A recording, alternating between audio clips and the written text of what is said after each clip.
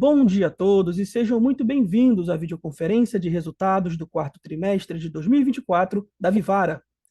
Nesse trimestre, a companhia vai dedicar o tempo dessa videoconferência para a apresentação dos resultados e, em seguida, a sessão de perguntas e respostas. Para quem precisar de tradução simultânea, temos essa ferramenta disponível no ícone do globo, escrito Interpretation, localizado no centro inferior da tela. Ao selecioná-lo, escolha o seu idioma de preferência, português ou inglês. E para aqueles ouvindo a videoconferência em inglês, há a opção de silenciar o áudio original em português, clicando em Mute Original Audio. Para os analistas sell-side que cobrem o papel, disponibilizamos a possibilidade de participação ao vivo. Para isso, basta enviar uma mensagem com o nome e empresa no ícone Q&A da plataforma, que na sequência faremos a liberação, conforme ordem de entrada. Por padrão da dinâmica, seu nome e a empresa que representa serão anunciados para que façam a sua pergunta ao vivo, com áudio e vídeo ligados. Basta aceitar a solicitação no botão que aparecerá na sua tela. Aos demais participantes, orientamos que as perguntas sejam enviadas através do ícone de Q&A, no botão inferior de sua tela. E caso sua pergunta não seja respondida durante essa videoconferência, a equipe de relações com investidores entrará em contato posteriormente para sanar suas dúvidas. Apresentando o time da Vivara, temos aqui reunidos o senhor Ícaro Borrello, diretor-presidente, o senhor Elias Leal, CFO, e o senhor Caio Barbuto, gerente de relações com investidores. Agora, iremos dar início. Com a palavra, o senhor Ícaro. Obrigado, Rodrigo, pelas palavras. Bom dia a todos. Eu, Elias e Caio estamos aqui representando o time da Vivara e com muita satisfação para reportar todo o resultado de 2024 e do quarto TRI de 2024 e depois sanar as dúvidas, eventuais dúvidas que vocês tenham. A gente sabe que 2024 foi um ano bastante intenso do ponto de vista de mudanças, mas também um ano muito significativo e de resultados expressivos. Quero aqui destacar a resiliência e o trabalho árduo de toda a equipe da Vivara, que entregou um resultado histórico. Resultado este que é a tradução do maior EBITDA e do maior lucro líquido da série histórica, tanto do ponto de vista absoluto quanto do ponto de vista percentual. Faço questão também de citar os esforços de todos os nossos colaboradores, que me enchem de orgulho. Ao time da fábrica, que vem batendo recordes de produção e nos ajudando cada vez mais na nacionalização e na expansão da LAR. Ao nosso escritório, que tem sido cada vez mais eficiente e ágil, colocando o cliente sempre no centro da tomada de decisão. E, por fim, e talvez o mais importante, ao time de lojas. Time esse que tem trabalhado muito duro, que me dá muito orgulho e vem cumprindo a nossa missão à risca, que é, de fato, fascinar cada um dos nossos clientes. A gente vai entrar na apresentação aqui, pessoal. Vamos passar as principais mensagens, tá? E depois vamos detalhar um pouquinho alguns pontos. Bem, do ponto de vista de 2024, então, principais mensagens, né? Em 3 grandes blocos aqui. A primeira delas, uma sólida trajetória de crescimento. A gente teve uma expansão de receita bruta de mais de 17% versus o ano anterior. E um same-store sale muito significativo, com um avanço super representativo, de 15,6% nas lojas físicas. Esse número é bastante relevante, porque em 2023 o mesmo número foi de 7,1%. A gente vai comentar um pouco depois, mas ele foi muito impulsionado pela melhor alocação de estoques nas lojas, principalmente da Vivara. O segundo grande bloco é uma significativa expansão de rentabilidade. Então, a gente atingiu, como eu mencionei, o maior EBITDA da trajetória da companhia, desde a abertura de capital, com 657 milhões de reais. E também a maior margem já registrada da história da companhia, batendo um EBITDA de 25,5%, com um incremento de quase 400 bips ano contra ano. O resultado também, consequentemente, afetou muito positivamente o nosso lucro líquido. Um lucro líquido esse que também é recorde de 653 milhões de reais, com um avanço extremamente significativo de 71%. Todos esses resultados nos dão muito orgulho. E eles foram baseados, basicamente, aqui em 3 grandes frentes. A gente teve N iniciativas ao longo de 2024. De uma maneira bem concisa, a gente quis traduzir isso aqui para vocês, tá? Mas ele basicamente foi pautado em 3 grandes blocos aqui, 3 grandes pilares. O primeiro deles, a melhor alocação de estoques. Então, no início de 2024, a gente identificou que a Vivara e a Life, né, elas tinham uma concentração de estoque muito alta nos nossos centros de distribuição, né, com mais de 40% de estoque alocado no nosso centro de distribuição.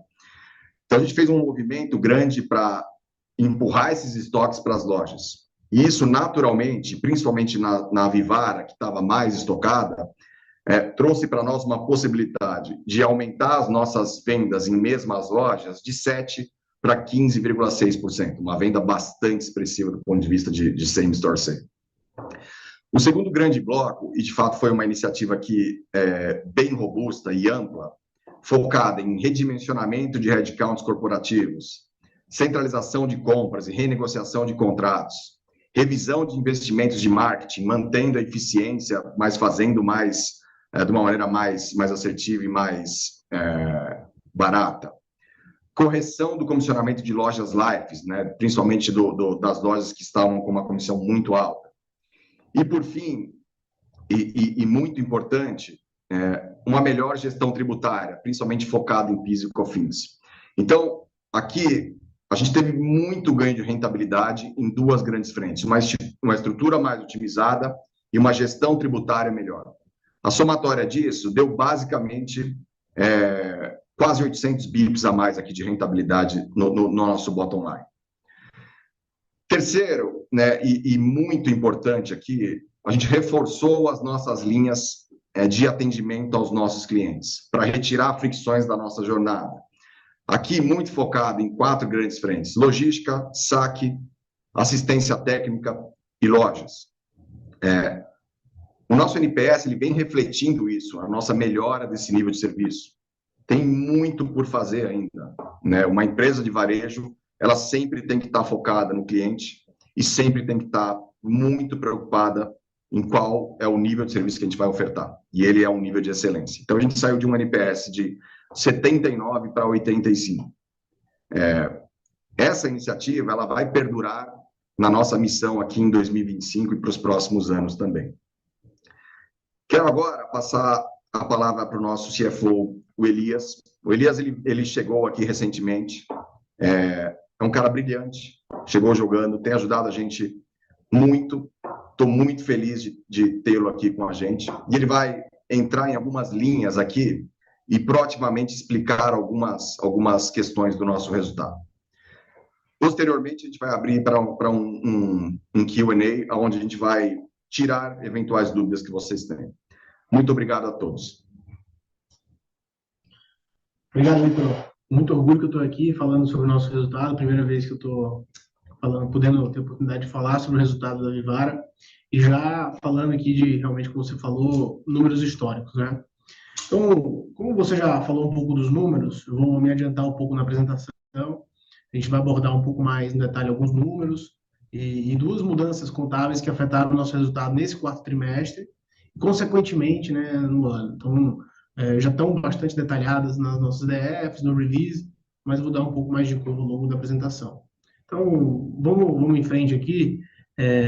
2024 foi um ano, além da parte de receita, EBITDA, foi um ano de bastante expansão de lojas, né? A gente atingiu o guidance de 72 lojas, sendo 9 delas Vivara, 63 Lives. Com isso, a gente fechou o ano com 457 lojas. E foi um ano também que a gente abriu a primeira loja Vivara fora do Brasil, na cidade do Panamá. Essa loja está em pleno crescimento, atingindo patamares de vendas aí conforme a gente projetou, melhorando sua maturidade.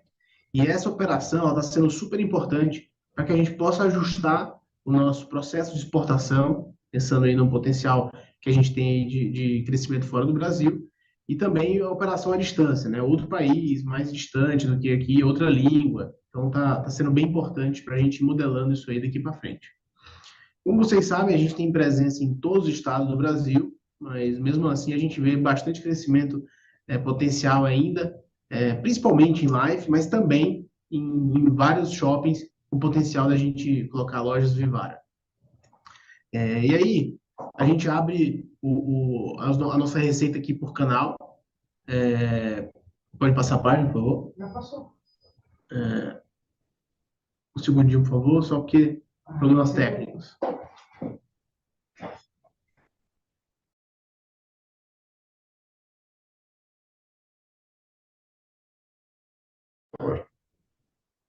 Bom, voltou aqui. Então, vamos lá.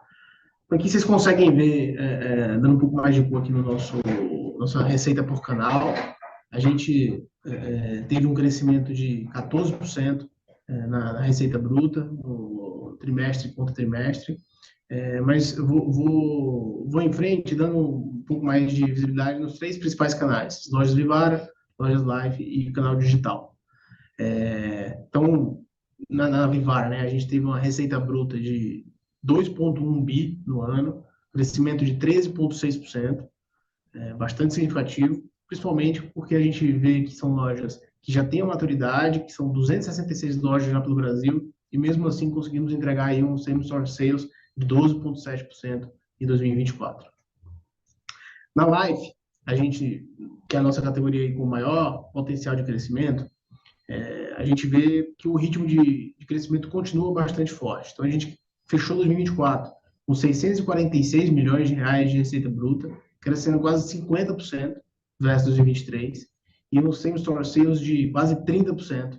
Então, a Life já representa aí 26% da nossa receita no canal físico, e apesar disso, ainda só representa 56% das vendas. A Life, as lojas Life, né, estão representando só 56% das vendas que a gente fez da categoria inteira. A gente vende Life também dentro da Vivara.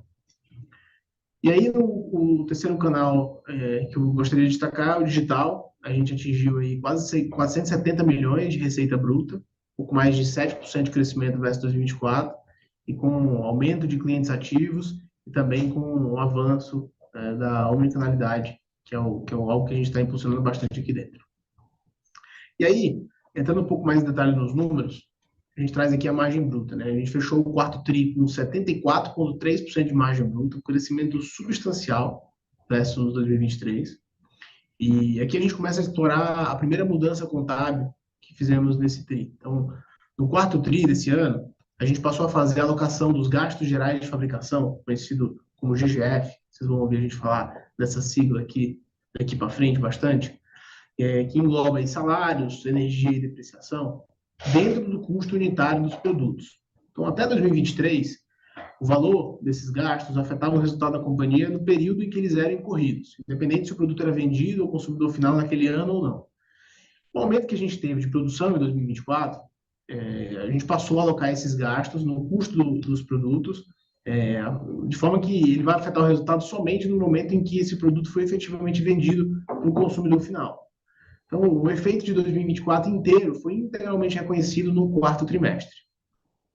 Mas, para fins de comparabilidade, a gente está apresentando aqui, também no nosso release, o lucro bruto na mesma base, né, comparável, ou seja, excluindo essa mudança de contabilização. E olhando para bases comparáveis, a gente teve uma pressão de pessoal, que é algo que a gente já vinha falando aqui com vocês, de 1,5%, pontos percentuais, desculpa, e essa pressão foi parcialmente offsetada pelo ganho de margem de CMV, né, pelo aumento de markup que a gente tem conseguido implementar aqui nas nossas lojas, que gerou aí 1 ponto percentual de ganho na margem bruta. Então, em 2024, olhando o ano inteiro, né, a gente fechou a margem bruta de 70,2%, crescimento de 0,9 pontos percentuais versus 2023, e aí impactado positivamente pela linha de CMV, né, e negativamente um pouco pela linha de pessoal. A gente fechou o ano também, como o Ícaro já adiantou, com o maior EBITDA ajustado da companhia, né? Atingimos aí 657 milhões de reais de EBITDA em 2024, margem de 25,5%, crescimento de 37% versus 2023. E aí também, trazendo em bases comparáveis, excluindo o efeito do GGF, que afetou lá a margem bruta, A gente teve também um aumento de margem EBITDA no trimestre, né, como também no ano. E esse aumento veio principalmente da adequação que a gente fez, despesas das vendas, né, reduzindo o percentual com despesas de vendas, com maior eficiência que a gente teve nos investimentos de marketing, otimizando o G&A aqui do escritório, redimensionamento de toda a estrutura corporativa e centralizando o processo de compras e negociação de alguns contratos importantes. Ou seja, mesmo expurgando ali os efeitos do GGF, nossa margem EBITDA expandiu 2,9 pontos percentuais nesse quarto TRI de 24, e 2,1 pontos percentuais no ano, né? Então, um crescimento bastante significativo. E aí a gente vê que o lucro líquido também foi um número recorde, né? Atingiu 653 milhões de reais em 2024, crescimento de 71% versus 2023. E aqui a gente também explora a segunda mudança contábil que a gente fez nesse TRI. Então, para o cálculo do imposto de renda diferido, que a gente tem aqui nas operações intercompany, a companhia aplicava uma taxa efetiva, esperada das operações. Só que à luz do CPC 32, a gente passou a aplicar a taxa nominal, que é a taxa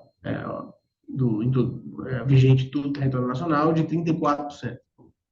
Esse efeito foi todo realizado no quarto TRI de 2024, mas será a taxa que a gente vai aplicar daqui para frente nos resultados que estão para vir. Então, também para fins de comparabilidade, né, expurgando esses efeitos aí do resultado trazido, não só pelo GGF, mas também pelo aumento da alíquota do IR diferido, uma vez que esses impactos vão ser só daqui para frente, a gente calculou o lucro líquido comparável, que teria sido, né, com 2023.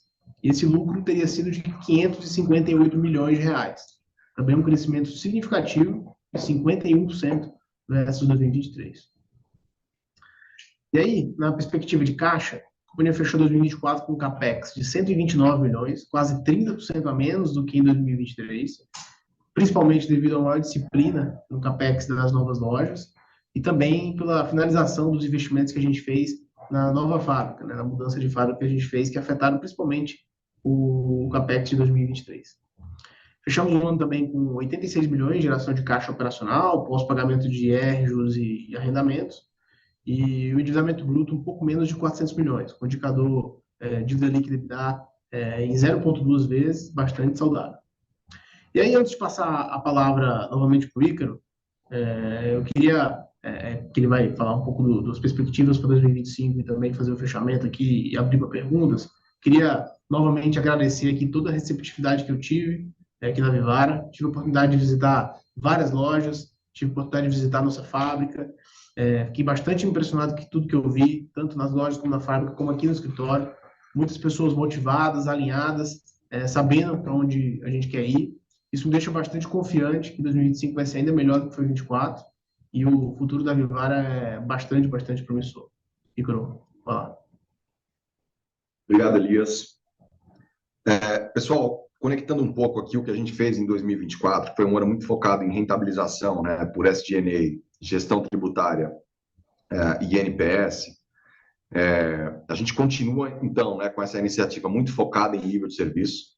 A gente foca bastante também na produtividade fabril, né? Já é um movimento contínuo desde 2024, esse acréscimo de produção.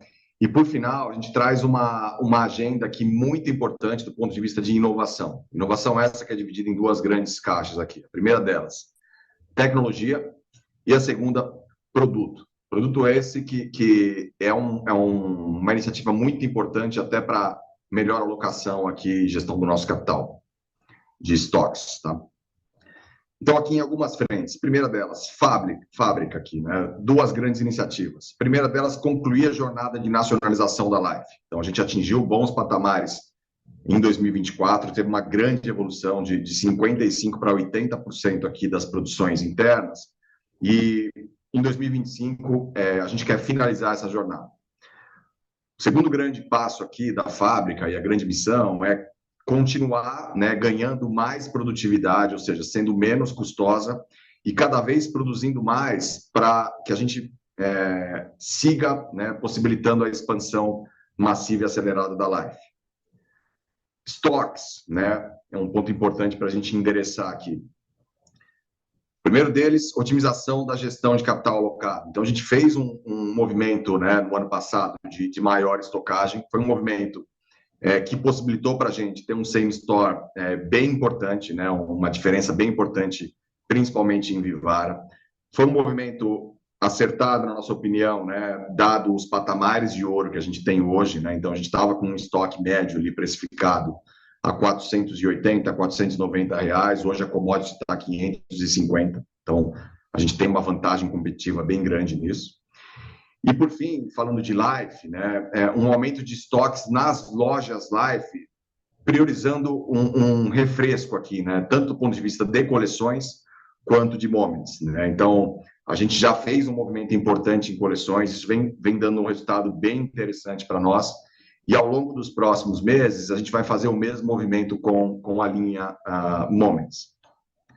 O nosso terceiro grande pilar é sobre eficiência operacional. Então, é colher tudo aquilo que a gente plantou, né, em 2024 e continuar nos mesmos patamares aqui de eficiência. E aqui mais duas grandes iniciativas. A primeira delas é a otimização de malha logística, né, que vai dá para a gente o direito aqui de fazer uma melhor execução, né, de ter um planejamento tributário mais bem executado. Então, uma alavanca bem importante que vocês vão ter o sentimento disso a partir do segundo semestre. As iniciativas têm andado bem para a gente conseguir fazer isso. Por fim, nesse pilar de eficiência operacional, os nossos times aqui de engenharia, principalmente, eles têm se esforçado bastante para reduzir o nosso nível de investimentos por metro quadrado em cada uma das lojas. Então, a gente tinha aqui um CAPEX de R$ 12.500 por metro quadrado, a gente está beirando aqui 10.500. É uma iniciativa bastante importante e que permite a gente entrar cada vez mais em praças menores, vamos dizer assim. Mais dois pilares aqui, então, o nível de serviço, que eu já comentei com vocês, né? A gente vai focar isso muito esse ano. Isso vai ser parte da nossa meta gatilho aqui para pagamento de bônus, né? As principais áreas aqui de fricção do cliente, assistência técnica, logística, saque e lojas. E principalmente melhorar, né, e voltar a fazer o nosso treinamento presencial em lojas, né? Então, a era digital, ela traz coisas muito boas que faz a gente, de fato, ter um contato mais permanente com as lojas, mas o corpo a corpo ele é muito importante no varejo. Então, a gente vai voltar a ter esses times na praça para, de fato, orientar cada vez mais as nossas vendedoras e as nossas gerentes. Isso é super importante porque uma gerente e uma vendedora muito bem treinada e com uma metodologia de vendas bem aplicada, naturalmente isso aumenta a nossa taxa de conversão e naturalmente aumenta nossas vendas. Por final, o nosso pilar aqui de inovação e expansão. Então, em inovação, né, duas grandes frentes aqui. A primeira delas, incrementar a produção das coleções aqui, né, Duo, que é o Prata Ouro, e o Lab Diamonds. Essas duas iniciativas essa iniciativa é muito importante para a gestão do capital alocado, né, porque ele tem um CMV menor do que o ouro, né, e um preço de entrada também para os clientes melhor. Isso possibilita a gente trazer cada vez mais gente nova para a nossa base. O segundo grande foco aqui é de um roadmap de tecnologia, né? Focado aqui basicamente em aumentar a nossa audiência, que já é bastante relevante, mas principalmente em aumentar a nossa taxa de conversão, né? Então, a gente vai ter o lançamento aqui do nosso app Vivara nos próximos meses e também da nossa nova versão aqui do website. E, por final, a nossa expansão, né? A expansão essa que a gente gerou um guidance para vocês ontem, no final do dia. A gente vai focar aqui numa expansão de 40 a 50 lojas, é uma expansão que ainda é bastante acelerada. A gente já tem um pipeline super robusto aqui, então isso é bastante interessante e faz com que a gente gerencie o nosso dinheiro e o dinheiro dos acionistas, dos controladores, cada vez melhor, né? Para que a gente tome melhores decisões com esse pipeline robusto. Eu acho que agora vamos passar aqui para só mais uma novidade, então, perdão. Em fevereiro desse ano, né, e acho que aqui é importante para a gente ressaltar, talvez uma das principais fortalezas da Vivara, que é a nossa marca, né, que é bastante forte. E em prol disso, a gente trouxe mais uma embaixadora. Eu tenho muito orgulho aqui de falar que, sem dúvida nenhuma, a gente tem o melhor time de embaixadoras do Brasil. Com a Gisele focada aqui na Vivara e agora com a Marina, já continuando, né, o nosso relacionamento já de longo prazo com ela, e a chegada da Larissa Manoela, que vem nos dando muito orgulho, que é uma pessoa que está super engajada com a nossa marca e que vem aqui muito conectada com a nova geração que tem consumido bastante aqui nas nossas linhas de Moments, principalmente em live. Muito obrigado a todos mais uma vez, muito obrigado aos nossos colaboradores. Vamos abrir agora a sessão de perguntas e respostas aqui. Agora começaremos a sessão de perguntas e respostas. Lembrando que para fazer perguntas, vocês devem clicar no ícone Q&A na parte inferior da tela para entrar na fila. Ao ser anunciado, uma solicitação para ativar seu microfone e câmera aparecerá na tela. E então, você deve aceitar para fazer perguntas. Solicitamos, por gentileza, para se limitarem a 2 perguntas por participante. Dando início, a primeira pergunta vem do Eric Huang, Santander. Eric, enviaremos o comando para habilitar seu áudio e vídeo. Peço que aceite, por favor.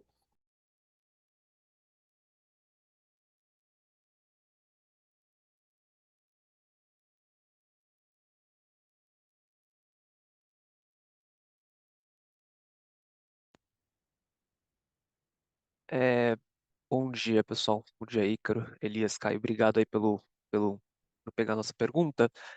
Acho que começando aqui, acho que do nosso lado são duas. A primeira, né, com respeito principalmente ali no comentário que vocês fazem no release, né, de que vocês aceleraram um pouquinho compra de matéria-prima no quarto tri, até pensando um pouco, né, em se proteger aí de mais aumentos.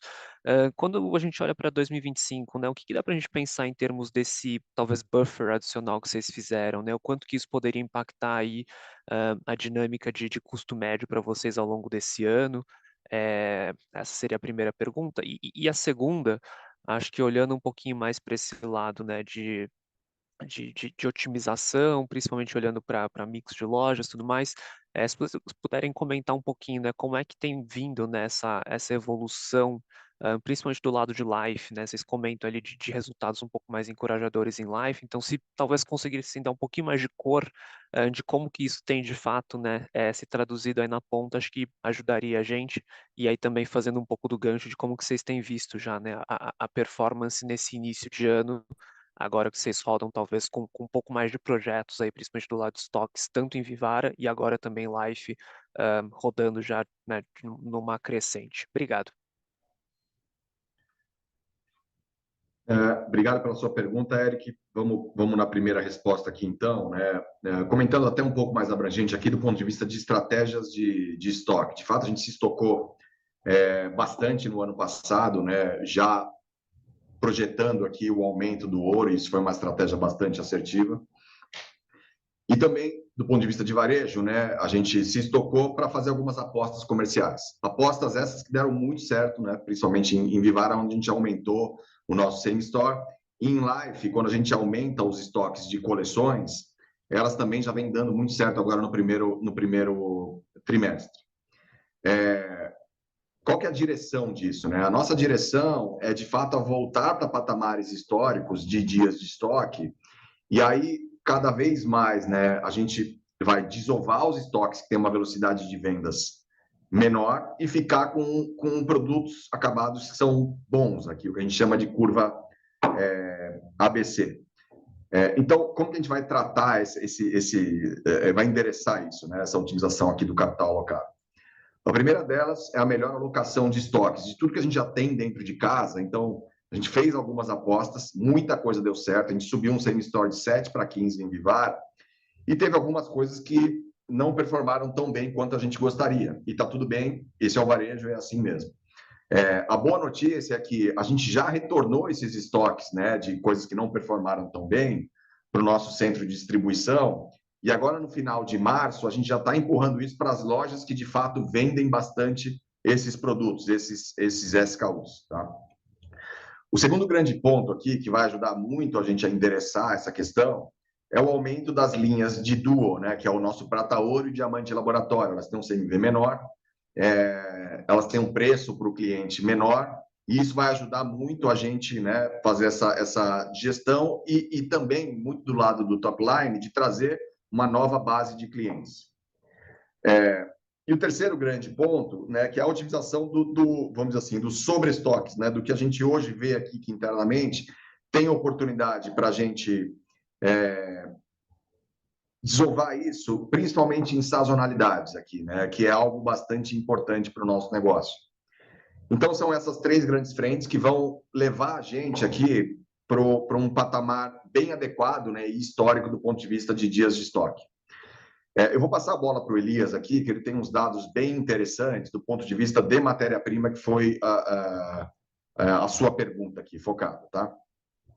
Bom, obrigado aí pela pergunta. Eu acho que isso a gente deixou bem claro no release isso aí, né? Essa mudança que aconteceu, esse aumento de matéria-prima que aconteceu no quarto tri, mas quando a gente vê o ano inteiro, o ano passado inteiro, a gente comprou uma média no primeiro semestre do ano de 70 quilos de ouro, tá? No segundo semestre, essa média foi para 140 quilos de ouro. Eu estou falando de ouro porque é o que mexe no estoque, né? A prata tem um efeito muito menos relevante no estoque.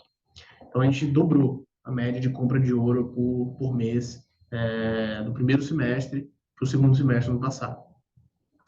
Nesse primeiro tri, a nossa média por mês está abaixo de 60 quilos de ouro, tá? E a gente não espera que isso aumente ao longo do ano. Não está no planejamento aumentar isso ao longo do ano. Então, tem uma redução significativa até do que eram os níveis de compra de ouro em volume do primeiro semestre do ano passado, tá? Então, essas estratégias operacionais que o Ícaro comentou, de alocar o estoque melhor nas lojas e a gente ter menos compra de ouro, devem fazer com que nossos dias de estoque aí reduzam ao longo dos próximos trimestres.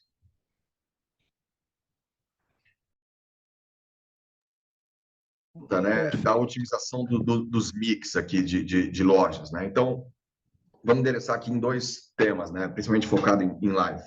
Então, a gente já falou, né, que no final do ano passado a gente veio com um aumento aqui bem importante do ponto de vista de quantidade de novos itens, né, em coleções. Isso vem dando um resultado bem importante para nós aqui nesse primeiro trimestre. Então, a gente já vê aqui um descolamento bem legal, né, entre coleções e as demais categorias de life, ou seja, tem dado muito certo aqui esse refresco, tá? Do ponto de vista de mix de lojas e otimização de estoques, assim, a gente acredita muito que uma aposta para aumentar um pouco o estoque da Life vai trazer um retorno muito importante para nós do ponto de vista de top line, e ele é pouquíssimo significativo do ponto de vista de estoques, né? Então, ele onera pouquíssimo no estoque e com um markup bem significativo, ele traz um top line importante para nós. Então, essa que é a nossa aposta aqui, Eric. Perfeito, obrigado aí pelas respostas, ficou bem claro aí. A nossa próxima pergunta vem do Bob Ford, Bank of America. Bob, enviaremos o comando para habilitar seu áudio e vídeo. Peço que aceite, por favor.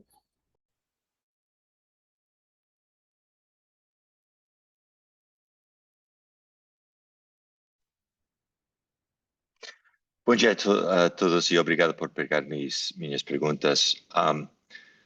Ícaro, como estão pensando sobre o nível certo do estoque e quanto tempo precisam para fazer ajustes?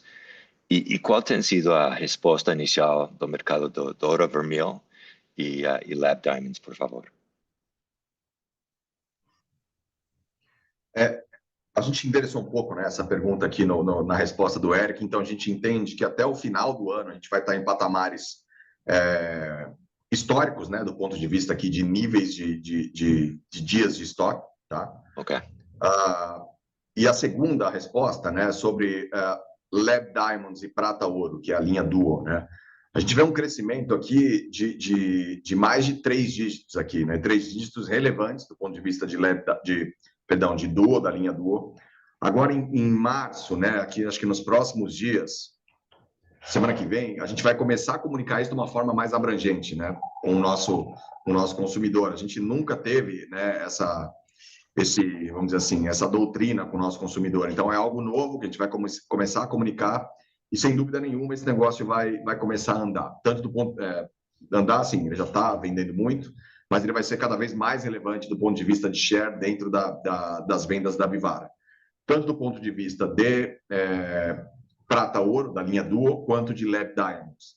Então, o nosso movimento aqui é para aumentar o número de itens, né, de SKUs, e aumentar essa proposta e expor isso de uma maneira mais significativa, cada vez mais nas lojas da Vivara. Então, isso vai ter uma penetração bem importante ali, né, que a gente espera chegar num nível de um patamar bem mais importante do que é hoje, no final do ano. E, Bob, complementando aqui, eu acho que está muito em linha com a trajetória da companhia ao longo dos anos. A companhia sempre foi capaz de se adaptar ao aumento do preço das commodities, adequando ao bolso do consumidor. Então, nós, no qualitativo aqui junto com as lojas têm dado uma boa resposta no qualitativo dos clientes. Ou seja, nossa, que peça bonita, nossa, que interessante. A opcionalidade do Lab Diamonds, então, é uma surpresa do cliente relevante. Então, a gente tem um qualitativo muito positivo também, que a gente espera aprofundar nessa maior comunicação que a gente vai fazer de agora em diante. Obrigado. E somente uma pergunta mais. E como sentem sobre a estrutura de custos? Não? E tem necessidade de adicionar um pouco mais músculo em algumas áreas ou esse nível de SG&A é sustentável, na sua opinião? A gente fez um ajuste importante, né, principalmente em estruturas corporativas e nas nossas despesas de marketing.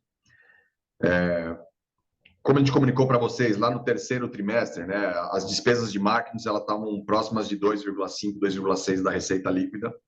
E, naturalmente, a gente precisava elevar um pouquinho isso, mas isso nem de perto vai ser o patamar que a gente tinha em 2023. Então, a gente vai continuar mantendo essa eficiência nas despesas de marketing. Tá? O segundo grande assunto aqui, né, principalmente das estruturas corporativas, a gente tem adicionado pessoas chaves e peças pontuais aqui, né? Então, e aqui muito focado principalmente em vendas, né? Em alguém que pense em vendas 24/7, né? E isso naturalmente vai gerar aqui um incremento importante, que a gente não vai precisar, mas é um incremento naturalmente importante para nós no nosso dia a dia ao longo dos próximos trimestres, né? Alguém com esse foco 100% vai ajudar a gente a destravar bastante valor.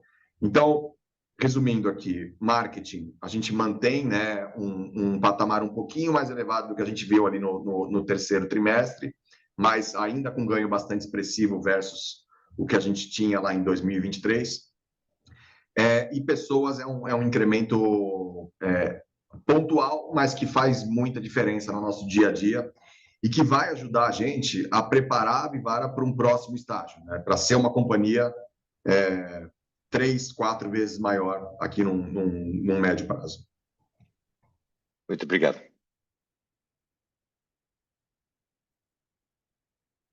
Dando continuidade, a próxima pergunta vem do Guilherme Vilela, JP Morgan. Guilherme, enviaremos o comando para habilitar seu áudio e vídeo. Peço que aceite, por favor.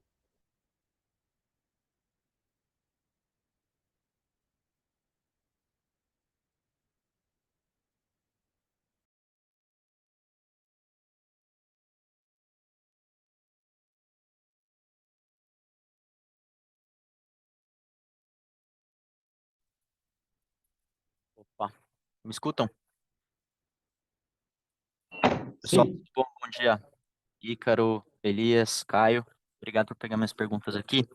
Eu tenho uma sobre a flexibilidade do modelo do negócio, né? Muito se diz que joalheria, ao final do dia, eventualmente uma coleção não dá certo, ouro, você pode reverter isso para a fábrica, derreter, refazer, testar novas coleções. E como é isso no dia a dia da empresa? Se isso é uma alternativa.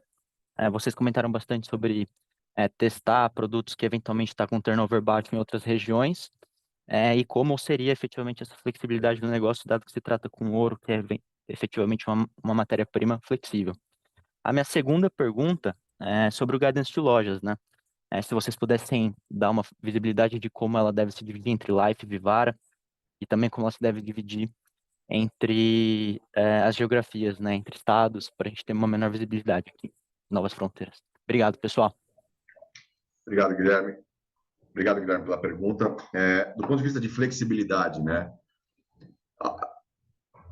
Se você comparar isso com outros varejos, assim, é uma vantagem competitiva muito grande, né? Porque a gente consegue ainda voltar, né, o produto acabado para o nosso ciclo aqui de fabricação.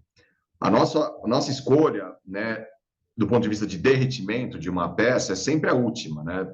Você tem um estoque bastante interessante com um markup bem relevante. Então, sem, né, ter uma dinâmica promocional grande, né, porque isso não é interessante do ponto de vista de marca e desejo, a gente consegue brincar, né, com esse markup para cada vez mais desovar o estoque que não gira tanto, não é tão interessante para nós. Na contramão disso, né, a gente tem aquele estoque que eventualmente caiu uma pedra, que quebrou uma garra, que você não consegue mais comercializar, e aí ele vira um estoque indisponível do ponto de vista de loja, mas é um estoque que naturalmente a gente endereça já para derretimento e depois ele caminha para a nossa fábrica. Essa é a nossa primeira resposta sobre flexibilidade. Do ponto de vista de guidance, eu vou passar para o Elias aqui, ele vai ajudar a gente, tá bom? Bom, então a gente trouxe o guidance no final do dia de ontem, né, para trazer um pouco mais de clareza aqui do que a gente está pensando para esse ano. Então, um pouco menos de lojas do que a gente abriu ano passado, porque a gente está buscando aumentar ainda mais a qualidade das lojas do business plan que a gente vem aprovando. Então, as lojas do ano passado estão indo super bem. A gente tem, obviamente, lojas que respondem mais rápido, lojas que respondem mais devagar. Mas eu acho que quando a gente pega o pool todo de lojas, a gente tem mais de 60%, 70% que já estão com EBITDA positivo, então próximo aí do que a gente projetou. Então, o que deixa a gente tranquilo de que nosso business plan está em linha com o que está acontecendo na realidade. O que a gente espera para esse ano, né? A gente fez uma priorização aqui em ondas. Então, a gente olhou todos os shoppings do Brasil, fez um estudo bem detalhado do potencial de vendas de cada um desses shoppings, do mix, da qualidade desses shoppings, né? Então, olhando localização, olhando que outras lojas tem nesses shoppings, e também quantas lojas a gente já tem naquela região. Então, levando isso tudo em consideração, a gente fez uma priorização aqui em 3 ondas. A gente tem mais de 300 oportunidades aqui mapeadas de novas lojas, tá? Obviamente, tudo isso dividido em ondas.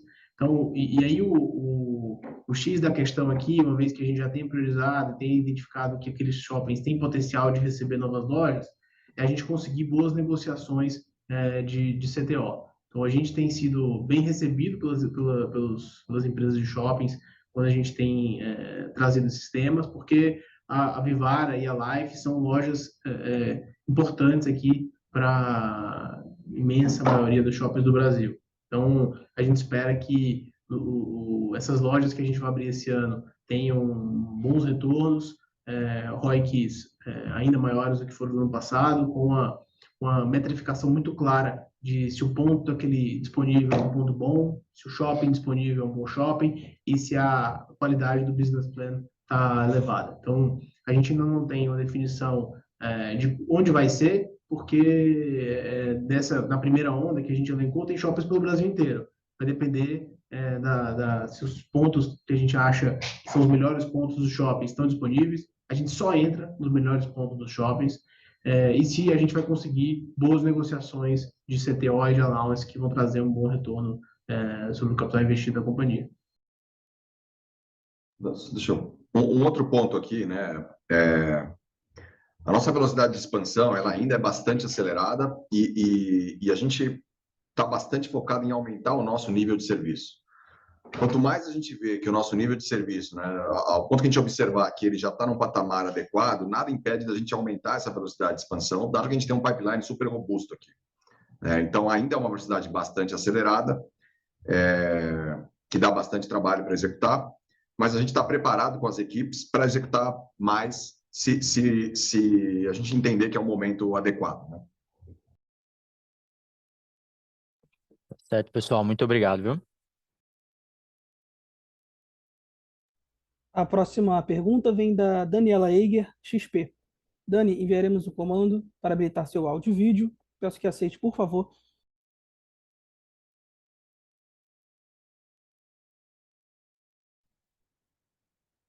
Oi, bom dia, pessoal. Obrigada por pegar minha pergunta. A minha primeira pergunta volta no tema de rentabilidade. Eu acho que vocês deixaram bastante claro a questão da dinâmica de pressão na fábrica e ganho no produto. Eu queria explorar um pouquinho as duas, na verdade. Primeiro, na questão da fábrica, vocês falam muito desse foco em produtividade, entender se tinham alguns pontos que estavam sendo endereçados, ou enfim, estão sendo endereçados, que a gente já deve ver algum tipo de ganho ao longo do primeiro trimestre. Então, essa seria a minha primeira pergunta, assim, em termos da fábrica, se vocês já estão vendo essa evolução de produtividade, o que está sendo feito para que ela aconteça. E o segundo ponto, na de produto, por mais que vocês tenham tido essa expansão de 100 bips, né, eu acho que chamou um pouco a atenção a magnitude, dado que tem muitos fatores que parecem ser favoráveis a essa margem de produto, né? Então, como, por exemplo, o e-commerce, que ficou mais rentável, né? Vocês têm focado mais em rentabilidade, inclusive prejudicando o crescimento. O repasse de preço que vocês fizeram com mais força, né? Eu acho que mais no final do TRI. Então, eu sei que tem também o mix, que, enfim, pode ter sido um ofensor. Então, se vocês puderem nos ajudar um pouco com como pensar nesse ganho para frente, principalmente dado esse talvez movimento estratégico que vocês fizeram do lado de estoque, né? Então, eu acho que talvez trazer um pouco mais de cor aí nessas moving parts aí da margem bruta, eu acho que seria bacana. E aí a minha segunda talvez um follow-up ali na pergunta de expansão, entender um pouquinho como a gente pode pensar em relação a mix entre as duas marcas, e também o que levou vocês a repensarem essa expansão, esse ritmo de expansão. Entendo que o macro está desafiador, mas até a gente olhando os KPIs assim, de same store, que vocês têm até printado ali, principalmente na Vivara, acelerando, a venda da loja madura de Life também não parece que está mudando muito de patamar, não deveria ter um grande impacto em ROIC marginal. Então, entender um pouquinho só a cabeça do Economics aí para essa revisão. Obrigada. Vamos lá. Do ponto de vista de rentabilidade e produtividade aqui, né, foco em margem bruta, a gente tem visto aqui um desempenho muito bom, né, nesse primeiro trimestre aqui, na fábrica da Life, principalmente, que é onde a gente estava concentrando aqui esse efeito de mão de obra, né, o efeito negativo que anulava aqui os ganhos de CMV. No último trimestre do ano passado, a gente tinha uma taxa de retrabalho muito alta na fábrica da Life. Então, quando você tem que fazer uma peça novamente, né, quando ela está passando pelos processos aqui de fabricação e no meio do processo você tem que voltar algumas etapas, naturalmente você precisa de mais horas ou mais pessoas para construir o mesmo número de peças. Então, a gente estava com um índice aqui de horas extras muito elevado no quarto trimestre, e a gente já viu esse índice caindo de uma maneira muito relevante no nosso primeiro trimestre de 2025. Essa diferença ainda não vai ser sentida, né, no primeiro trimestre, no segundo trimestre, porque as bases são muito diferentes. Em 2024, ali no primeiro e no segundo TRI, a gente não tinha, né, o número de pessoas, né, isso foi um diagnóstico que a gente fez, adequado para conseguir atender a produção que a gente precisava, tanto do ponto de vista de expansão da Life, né, para atingir maiores números, quanto do ponto de vista de nacionalização. Então, a gente aumentou o número de headcounts, eles vêm ganhando produtividade cada vez mais. A gente fez ajustes pontuais nos processos. A nossa taxa de retrabalho, que era de quase 35% no quarto trimestre, caiu para os patamares de janeiro e fevereiro para 8%. Então, naturalmente, isso diminui muito o número de horas que a gente precisa para fazer o mesmo tipo de peça. Somado a isso, a gente vem com uma política de descontos, né, um pouco menos agressiva, né? Então, vocês viram que ele impactou um pouco do ponto de vista de top line ali no digital, mas para nós foi algo acertado, que eventualmente pode até ser um pouco calibrado. Acho que tem espaço para a gente crescer no digital. O digital que foi não só impactado, né, por essa mudança de estratégia, que a gente viu um cash margin melhor, mas a gente teve aqui um problema pontual, né, de integração de estoques e de disponibilidade de produtos em novembro, dezembro e até meados de janeiro. Esse problema já foi corrigido, então a gente já vê um digital operando aqui no patamar que a gente acredita do ponto de vista de crescimento. Querem complementar? Sim, não, acho que vale só falar que então, a gente já viu nesse TRI, né, no quarto TRI, um aumento, um aumento do markup, né, um ganho de margem bruta pelo CMV, em função da redução de desconto, da redução do aumento de markup pelo repasse de preço. Então, essa é uma dinâmica que a gente espera continuar vendo daqui para frente. Mas tudo isso vai ser parcialmente offsetado pelo GGF, né? Então, a gente agora vai ter uma alocação no estoque e no custo na medida em que efetivamente tiver a venda. Então, todos esses efeitos que a gente vinha falando aqui, tentando explicar, vão ficar muito mais claro agora, quando a gente vê efetivamente a saída do estoque conforme a venda para o consumidor final. E aí, pegando aqui a sua segunda pergunta sobre o nível de crescimento, né? O crescimento desse ano de novas lojas deve ser essencialmente em live, tá? Então, a maioria delas vão ser lives, porque é onde tem mais oportunidades. É onde a gente consegue, a gente tem muito mais shoppings no Brasil que comportam uma live, porque a gente já está em vários shoppings com a Vivara e tem muitos outros que ainda têm oportunidade de live. Mas a gente tem sido proativamente abordado por várias empresas de shopping e shoppings individuais querendo uma Vivara. Então, se a gente conseguir ter boas negociações para que a gente consiga colocar uma Vivara lá em condições atrativas, a gente também vai fazer. Então, eu diria que mais de 90% aí deve ser loja Life, mas a gente está atento aqui para colocar também lojas Vivara, porque as lojas Vivara estão indo super bem, né, nesse último ano.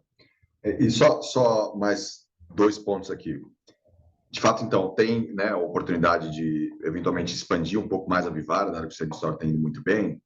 Agora, para dar uma cor aqui, do ponto de vista de Life, né, o Brasil tem 600 shoppings, um pouco mais do que 600 shoppings, a gente está presente em 180 deles. Então, ainda tem uma oportunidade muito grande, né, de expansão, e aqui alguns anos pela frente. A decisão por reduzir um pouquinho, né, do ponto de vista de incremento de lojas, foi muito prática, né, crescer de uma forma sustentável, né? Então, a gente tem ainda uma expansão muito acelerada, vai olhar muito para o nosso nível de serviço. A gente tem outras 450 lojas, além do plano de expansão, que precisam ser muito bem cuidadas, e têm sido muito bem cuidadas. Nosso NPS tem melhorado bastante. Então, basicamente, essa foi o centro da questão aqui, por que a gente diminuiu um pouquinho. Tá ótimo, muito obrigada pelas respostas. Parabéns aí pelo resultado. A próxima pergunta vem do João Soares, Citi. João, enviaremos um comando para habilitar seu áudio e vídeo. Peço que aceite, por favor.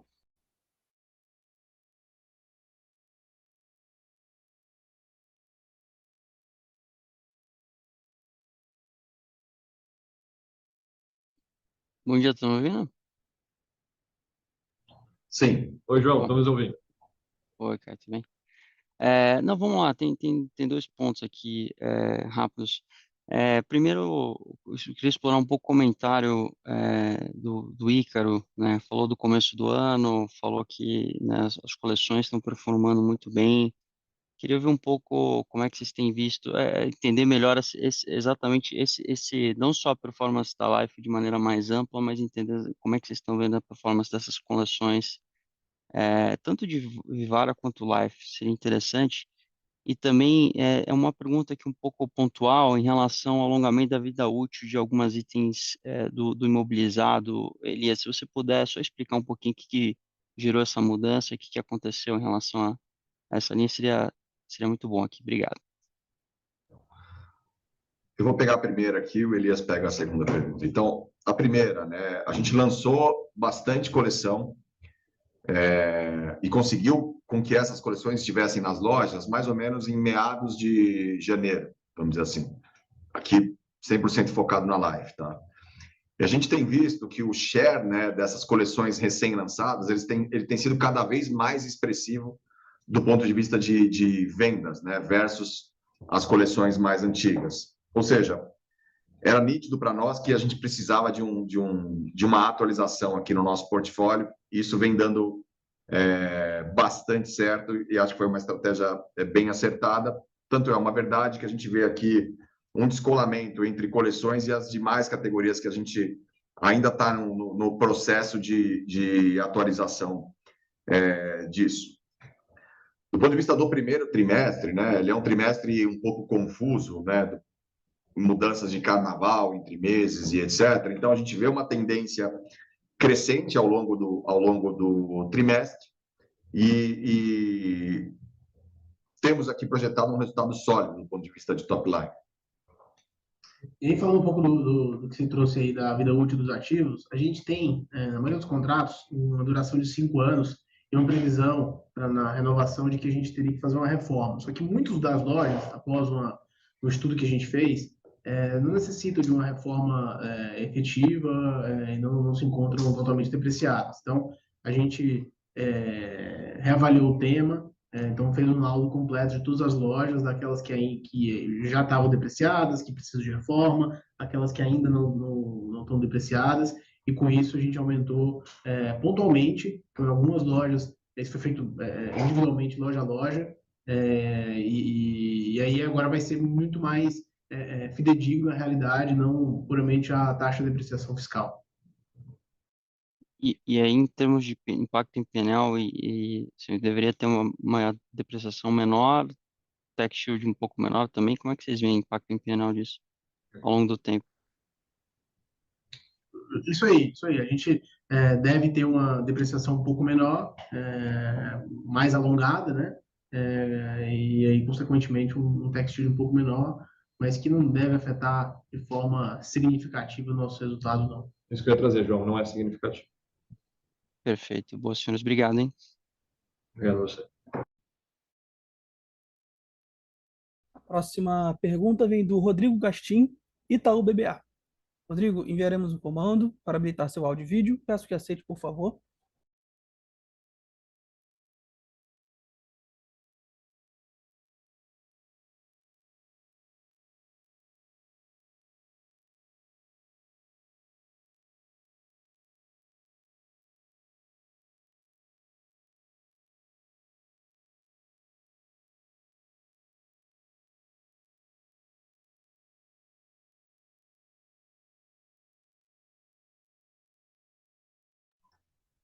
Gastinho nos ouve?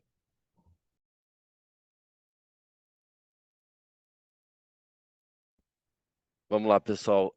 Duas perguntas aqui do meu lado. A primeira delas, voltando no tema de estoque, mas é entender um pouco mais a dinâmica de estoque com margem bruta, tá? Então, vocês já comentaram um pouco disso ao longo do call, mas a dúvida é qual a importância, né, de diminuir esse patamar de estoque e qual a estratégia de margem bruta para isso. Ou seja, se vocês olham o que já tem acontecido, né, obviamente, ao longo desse primeiro trimestre e essa dinâmica de margem bruta olhando para o ano, qual o conforto que vocês já conseguem ter hoje, né, Ícaro, você mencionou de reduzir o patamar de estoque mais para níveis, né, normalizados até o final do ano. O quanto de investimento ou se haverá algum investimento em margem bruta para fazer isso, tá? Essa é a primeira dúvida. E a segunda, e já falando de margem bruta mesmo, nesse TRI chamou a atenção que CMV não pressionou, né? CPV não pressionou a margem bruta, foi 100% custo de fábrica. E aí, obviamente, olhando em bases comparáveis, né, sem fazer o ajuste da contabilidade, como que a gente deve enxergar essa diluição de custo de fábrica ao longo do ano, né? Teve esse aumento no final do ano, as vendas estão vindo, como que vocês esperam que essa diluição aconteça e a dinâmica de margem bruta comparável ao longo dos próximos tris? São essas duas. Obrigado, pessoal. Agostinho, deixa eu começar pela segunda aqui, depois o pessoal pega a primeira. De fato, a gente vai vendo no primeiro semestre, por conta da base comparativa de headcount, a gente ainda vê essa linha de pessoal com algum nível de pressão. Importante dizer que a gente já percebe que no sequencial, a gente ajustou alguns processos na fábrica de prata, que no quarto tri teve um volume de trabalho, a gente já vê um sequencial super saudável e controlado. Primeiro semestre, ainda o efeito base comparativa presente. Segundo semestre, um efeito que a gente deixa de ter. Então, a dinâmica, olhando para a linha de pessoal, ainda no primeiro semestre, com alguma pressão nessa linha específica, base comparável. Segundo semestre, entregando a eficiência que a gente espera, diligentemente controlada ao longo de todos os meses. Olhando um pouquinho na primeira, eu puxo, o pessoal pode me complementar, a gente entende que o trabalho que a gente tem a fazer, como o Ícaro trouxe, a gente tem uma posição importante, tem mecanismos para fazer essa gestão de capital alocado, transferindo produtos em lojas que têm um giro melhor, determinado nível estocado, e isso não se traduz em penalização de margem bruta. Ou seja, para fazer essa melhor gestão de capital alocado, a gente vai continuar vendo uma trajetória positiva de margem bruta, como a gente tem visto. Na própria linha CMB, a gente viu nesse quarto TRI entregando um ponto, ex-GGE, vai continuar vendo essa trajetória, melhor assertividade de precificação, menor entrega de descontos, e ao longo do ano é uma tendência que continuará. Não sei se alguém quer me complementar nesse ponto. Só complementando, a gente já tem rotas aí entre as lojas, então não há aumento de frete nem nada significativo para fazer essa transição de uma loja para outra. Então, não tem nenhum investimento significativo aqui para fazer esse aumento do giro dos estoques, não. Ou penalização de markup, que acho que foi a sua pergunta. Do ponto de vista de como a gente vai endereçar os estoques que têm giro lento, isso é uma dinâmica natural no varejo. Então, a gente não vê uma penalização aqui do ponto de vista de margem bruta. E mesmo que a gente tenha aqui uma diminuição de markup para conseguir endereçar isso, a gente vê isso como algo muito positivo, porque no final ele ajuda muito a diluir as nossas despesas fixas e gera mais resultado para nós. Mas é uma dinâmica natural, isso já acontece historicamente. Excelente, super claro. Só mais uma rápida, se vocês me permitirem, aquele ponto da malha logística, questão da eficiência da malha logística, a questão do CD, eventuais ganhos de subvenção, isso acho que era mais focado no segundo semestre.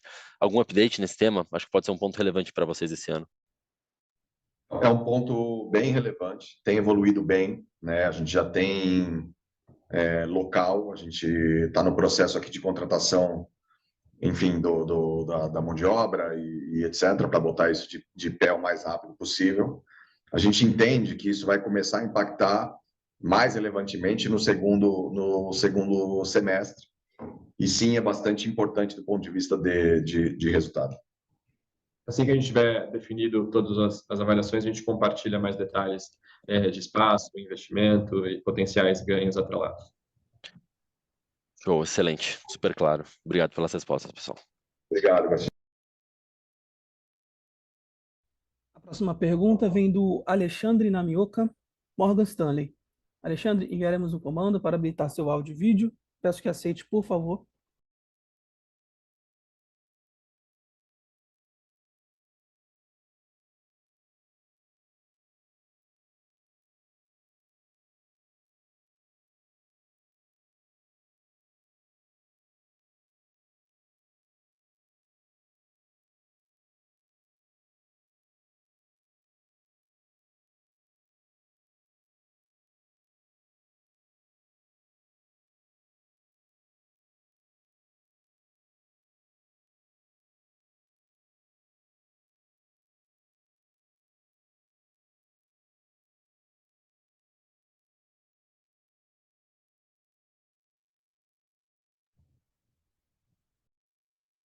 Oi, bom dia, pessoal. Obrigado por pegarem minha pergunta. A maior parte dela já foi respondida, mas alguns follow-ups rápidos aqui. Ícaro, você tinha comentado, inclusive no release, vocês comentaram sobre o CAPEX por metro quadrado um pouco melhor, né, nas lojas novas. Se vocês pudessem compartilhar um pouco mais de detalhes sobre isso e também, talvez, linkando com o ponto de ROIC marginal dessas novas lojas. E a segunda pergunta, super rápida aqui, voltando para o ponto de expansão. Eu entendo, Elias, que talvez fica difícil compartilhar um pouco sobre o mix de geografia também, mas se você puder falar um pouco sobre o mix de tipos de tiers de malls, onde vocês estão planejando abrir essas lojas, seria interessante. Obrigado. Vou pegar a primeira aqui, o Elias pega a segunda da estratégia de expansão. Do ponto de vista de CAPEX aqui, Alexandre, a gente tem duas grandes iniciativas. A primeira delas é compra em escala. Então, a gente tem garantido para os nossos fornecedores uma compra maior, de modo que eles consigam se preparar e consigam dar um desconto importante para nós. A segunda grande frente aqui é a reutilização de coisas, principalmente, né, de ar-condicionado e de quadro elétrico, que tem um gasto bastante relevante no nosso CAPEX, e que não impactam no ponto de vista de experiência do cliente. E, obviamente, que a gente só vai reaproveitar tudo aquilo que está bom, né, e que tem uma vida útil muito grande. Então, essas duas alavancas, elas permitem que a gente consiga reduzir o CAPEX de uma maneira relevante. A gente está, nesse exato momento, refazendo aqui os nossos estudos econômicos para entender o quão positivamente isso vai impactar na nossa rentabilidade. Passo a bola para o Elias aqui para a gente falar da estratégia de expansão. Bom, como vocês sabem, a gente já está presente aí em grandes shoppings, em grandes cidades e shoppings que têm um grande potencial de vendas, né? Mas ainda assim, a gente tem shoppings dos grandes grupos, então, dos grupos listados na bolsa, que a gente não está, shoppings que têm um bom potencial de vendas, que atendem ainda ao público A de diversas cidades do Brasil. Então, a gente está endereçando e buscando abrir primeiro nesses shoppings. Então, o primeiro item daquela priorização que eu citei é o potencial de vendas, tá? Então, o maior potencial de vendas. É óbvio que os outros itens também têm um peso.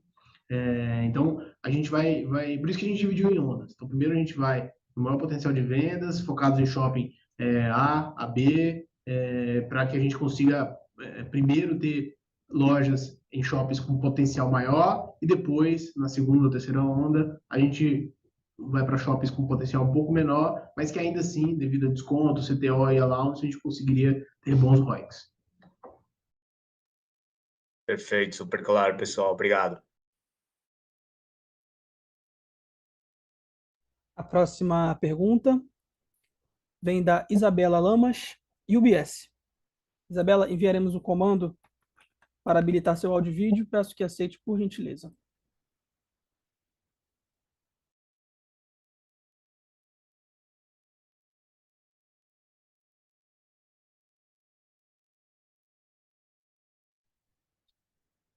Pessoal, vocês me escutam?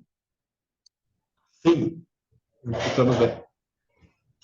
Tudo jóia? Bom dia aí, Ícaro, Elias, Caio, obrigada pelo espaço aqui. Eu queria entrar um pouco no ponto dos preços. A Dani até já citou rapidamente na pergunta dela, mas eu queria focar um pouco mais em entender, né? A gente sabe que nesse último tri vocês vinham fazendo alguns repasses, especialmente em Vivara, né? Para fazer aquele catch-up com a dinâmica do preço do ouro. Então era mais para saber assim como é que está o gap, se ainda existe o gap, né? Se ainda teve alguma coisa para ser feita no primeiro tri e aí nesse primeiro semestre. E se vocês viram essa dinâmica tendo algum impacto significativo em volume, como é que vocês enxergam esse trade-off ali, e aí quebrando nessas duas marcas, né, na Vivara e na Life? E aí já pegando, entrando mais até na estratégia de Life, queria entender um pouco ali como é que vocês estão vendo realmente do pricing point da marca. Né, a gente sabe que é uma marca mais jovem e até esse movimento agora, né, da Larissa Manoela como embaixadora, acho que ela é uma figura representativa ali para a Gen Z, até para a Gen Alpha. Como é que está realmente, onde é que vocês estão vendo esse range de preços? Se afasta um pouco mais de presenteável, se tendem aí um pouco mais para uma parte mais premium realmente, ou se ainda está em linha ali com essa categoria de presenteáveis que é bastante significativa, que acaba dando uma atração boa, principalmente nas datas comemorativas. Então, para entender mesmo toda essa questão nas duas marcas, e a questão dos repasses, enfim, e a estratégia de Life, né, nesse meio. Obrigada, pessoal. Então, obrigada, Isabela, pela sua pergunta. Vamos endereçar aqui em duas frentes, então. A primeira delas a gente não está 100% atualizado do ponto de vista de precificação, dado que o ouro ele vem numa crescente, né, ao longo do ano. A gente tem mensalmente acompanhado essas cotações e refeito as nossas precificações, e a gente decide se a gente, de fato, vai repassar o preço ou se a gente vai ter uma escolha por ganho de share. Em Vivara, né, a gente está um pouquinho atrás da cotação, mas algo bastante saudável. O que a gente tem percebido aqui, né? A gente tem as categorias de coleções, essas ela é mais inelástica, assim, ela não sofre com aumento de preço do ponto de vista de volume, porque ela não tem, ela tem design, então não tem a percepção de preço pelo consumidor. Quando a gente vai para coisas mais comerciais, como solitários, alianças e correntes, isso sim, ela é mais sensível ao aumento de preço. Então, a gente veio pilotando em janeiro e fevereiro, né? E já entendemos que é uma categoria bastante elástica. Cada 1% de preço, ela varia entre 2 e 3 no volume. Então, a gente tem expandido esses testes para encontrar um patamar bastante adequado aqui do ponto de vista tanto de top line quanto de margem. Para Life, né, indo para a segunda questão aqui, de estratégia de precificação, eu acho que a gente tem dois grandes cenários aqui, até por isso que a gente tem duas grandes embaixadoras, né? A Marina fala muito mais com coleções nesse momento, e a Larissa fala muito com a geração mais nova. Sem dúvida nenhuma, a estratégia, né, como você bem trouxe, dos presenteáveis, é algo que a gente vai cada vez mais fomentar internamente. Então, a gente entende que, apesar da briga direta que a gente tem com as outras joalherias, a gente briga pelo bolso dos consumidores, né, e com outras marcas. Então, cada vez mais a gente vai intensificar essa jornada de presenteáveis. Então, a gente é bastante diligente no aumento aqui da linha de Moments, tá? Então, a gente não tem a intenção de fazer a marca mais premium da Life. Acho que a gente já está num patamar bastante adequado. E a gente permeia entre dois grandes clientes, né? O 30+, e o pessoal mais jovem, né? Comprando mais momentos aqui.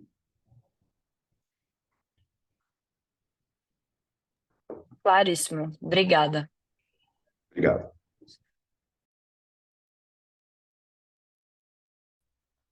Dado o tempo de call, encerramos a videoconferência de resultados da Vivara. O Departamento de Relações com Investidores está à disposição para responder as demais dúvidas e questões. Muito obrigado aos participantes e tenham todos um excelente dia. Obrigado a todos, pessoal. Tchau, tchau. Até mais, pessoal. Um abraço. Um abraço.